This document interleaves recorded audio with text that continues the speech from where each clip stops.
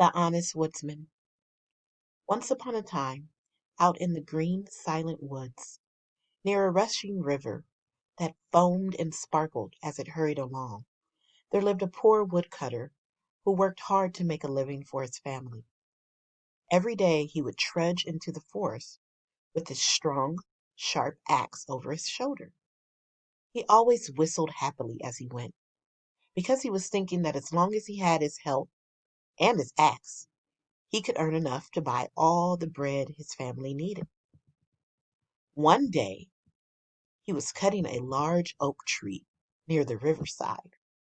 The chips flew fast at every stroke, and the sound of the ringing axe echoed through the forest so clearly you might have thought a dozen wood choppers were at work that day.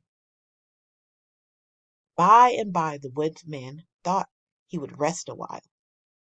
He leaned his axe against the tree and turned to sit down, but he ripped over an old gnarled root, and before he could catch it, his axe slid down the bank and into the river.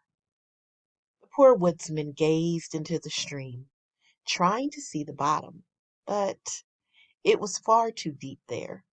The river flowed over the lost treasure, just as merrily as before.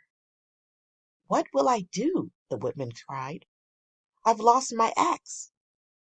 How will I feed my children now?" Just as he finished speaking, up from the lake rose a beautiful lady. She was the water fairy of the river, and she came to the surface when she heard his sad voice. "What is your sorrow?" she asked kindly. The woodsman told her about his trouble, and at once she sank beneath the surface and reappeared in a moment with an axe made of silver. "Is this the axe you lost?" she asked.